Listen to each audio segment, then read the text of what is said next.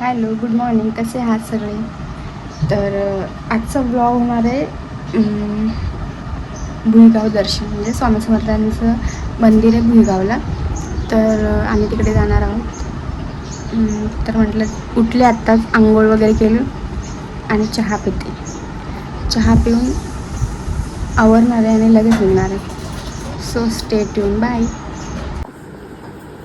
तर या सगळेजण चहा प्यायला, मस्त चहा प्यायचा आणि रेडी व्हायचं आणि मग निघायचं. बाय. तर फायनली मी रेडी झाली आणि निघतो आम्ही. आता बघू, गाडी येते तर थोड्याच वेळात आम्ही निघू आणि मग पुढे तुम्हाला काय होणार आहे मी सगळं दाखवणार आहे. म्हणजे दर्शन कसं घेणार आहे किंवा काय, म्हणजे तिथल्या सगळ्या गोष्टी मी सगळ्या शेअर करणार आहे तुमच्यासोबत. So stay tune, bye.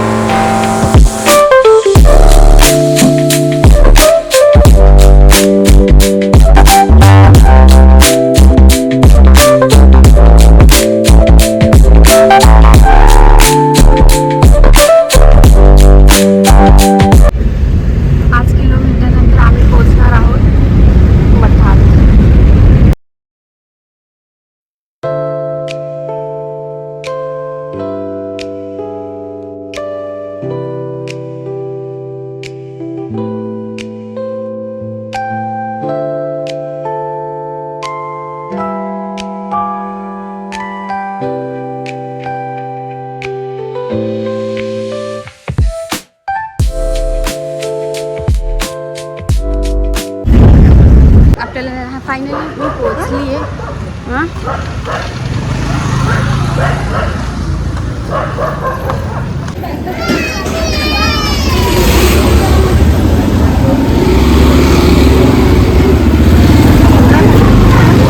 बाईकची पार्किंग आहे, बाईक लावता तिकडे. आणि इकडे पाय धुवायचे आहेत ना. हां, चपला इकडे काढायच्या.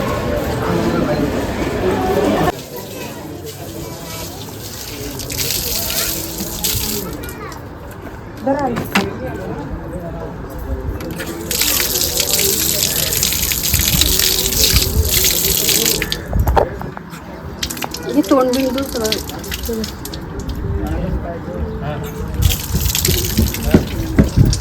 अरे पाय धु.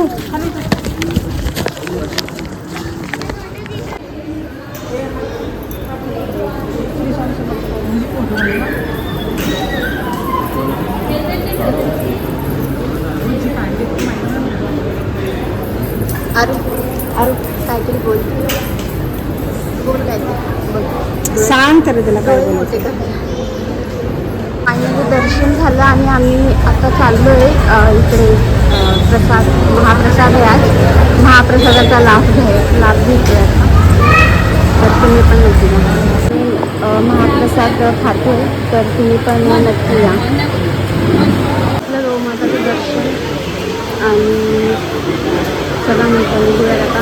तर फायनली आम्ही प्रसाद घेतला आहे. तर आता चाललं आहे पूजा भंडार आहे इकडे. पूजा भंडारमध्ये बघू, मला स्वामींसाठी वस्त्र आणि टोपी घ्यायची, कारण नाही आहे माझ्याकडे. म्हणजे आहे पण आता खराब झाले, बरेच दिवस झाले. तर नवीन बघू काहीतरी भेटते का. चला आपण तुम्हाला दाखवते.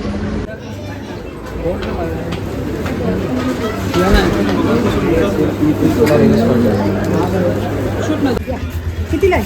60 रुपये. 60 रुपये एक. आखे काय करायचे? मग एक घ्या ना, 15 रुपये. हो बाई, ले ना. दादा पण घ्या. चला आळूचे पान. आम्ही गेलो तिकडे भंडारामध्ये, पूजा भंडारमध्ये, पण तिथे जसं पाहिजे तसं काय नव्हतं, त्याच्यामुळे मग नाही घेतलं. तर निघालो आता. आळूच्या पानं घेतले मस्त, म्हणजे गावठी तिथे, जसं गाव आहे त्याच्यामुळे. आणि वातावरण बघा किती भारी वाटते, पाऊस नाही आहे. सो चला आता निघलो आम्ही, भेटूया. वातावरण इतकं हे झालंय की खूप पाऊस येणार आहे. फायनली आम्ही पोहोचलो. तर बघू शकता वातावरण पाऊस खूप जोरात येणार आहे. एवढा आडवा आला फायनली घरी आलोय. इतकं डोकं दुखतंय ना, खूप डोकं दुखतं यार. म्हणून चहा ठेवलाय. आलं घालून चहा करते आधी. हे भगवान, खूप म्हणजे दर्शन छान झालं, म्हणजे सगळ्या गोष्टी चांगल्या झाल्या.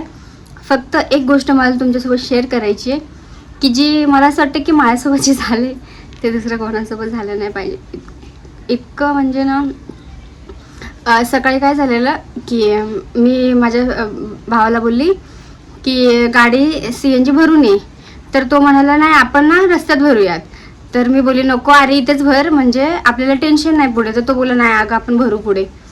तर ते झालं. मग आला. मग मी बोलली की ठीक आहे चला असू दे. मग निघालो. अर्ध्या रस्त्यामध्ये गेलो. CNG नव्हत्या का तिथे. तर मग पुढे गेलो. मग तिथेही म्हणजे तिथे CNG होती पण लाईट नव्हती. मग आम्ही काय केलं, पेट्रोल टाकलं.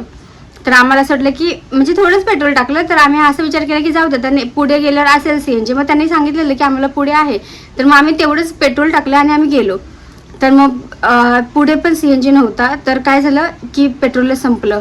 आणि आता एक बाईक असली तर ठीक आहे आपण कुठेही काय पण ॲडजस्ट करू शकतो. पण आता गाडीमध्ये पेट्रोल संपलं तर कसं करणार. मग आम्ही तिकडेच लावली. मग लिफ्ट घेतली आणि मग तिकडे खूप लांब गेलो. तिकडे जाऊन पेट्रोल घेऊन आलो आणि पेट्रोल टाकलं आणि परत गेलो. मग तेव्हा पण आम्ही एक चूक केली की आम्ही थोडंच टाकलं. तर आम्हाला असं वाटलं परत पुढे असेल CNG म्हणून आम्ही हेच नाही केलं. नंतर खूप पुढे गेल्यानंतर पूर्ण वसईला कुठे CNG भेटला नाही. आणि नंतर मग वसईच्या पुढे एक CNG भेटला. पण त्यांचं असं म्हणणं होतं म्हणजे आम्ही खूप लाईन पण लावलेली आणि आमचा नंबर पण आलेला. बस आमच्याच नंबरला लाईट गेली. बापरे. आणि त्यांनी सांगितलं की मग आता आम्हाला माहीत पण एकदा आमची 12 वाजता आरती होती. ती आरती आम्हाला भेटलीच नाही. पण नंतर मग असं झालं की आता काय करायचं. मग तिथे मग आम्ही बोललो की जाऊ दे आता. पेट्रोल टाकलेलं आम्ही 750 रुपयाचं. आणि नंतर मग आम्ही तिकडनं निघालो आणि नंतर मग CNG बघत आलो. पण कुठेच आम्हाला पूर्ण भिवंडीला येईपर्यंत आम्हाला कुठेच CNG भेटला नाही. तर आमचे इतके हाल झाले ना, शपथ सांगते मी. मला तर आता ना म्हणजे असं झालं की मला अद्दल घडली. तर गाईज मला तुम्हाला एकच सांगायचं की ही चूक अजिबात करू नका. म्हणजे CNGच्या भरोश्यावर कुठेच जाऊ नका. तर असं हे सगळं झालं. तर आजचा व्लॉग मी इथेच एंड करते. भेटूया नेक्स्ट न्यू ब्लॉगमध्ये. तर आजचा एक्सपिरियन्स पण छान होता. फक्त अशी वेळ कोणाला येऊ नये मला तरी असं वाटतं. त्याच्यामुळे सगळ्यांनी केअरफुली राहा. CNGच्या भरोश्यावर कुठे बसू नका. म्हणजे घरातनं निघताना CNG भरा. भले थोडंसं वेळ झालं तरी चालेल पण रिस्क घेऊ नका CNGच्या भरोश्यावर. So stay tuned, stay connected. जर माझ्या चॅनलला कोणी सबस्क्राईब केलं नसेल तर सबस्क्राईब करा. असेच न्यू ब्लॉग मी तुमच्यासाठी घेऊन येणार आहे. So bye. Like comment share करा. So bye. भेटूयात नेक्स्ट ब्लॉगमध्ये. टप्पी एवढा हा साधा भोळा बनतो पण अजिबात नाही आहे. खरं सांगते मी. आत्ता जर कोणी आलं ना तर हा लगेच उठून जाईल का. आणि असं बसला आज एवढा भोळ्यासारखा. पण कोणी माणूस येऊ दे ना कसा वाघ बनतो. टप्पी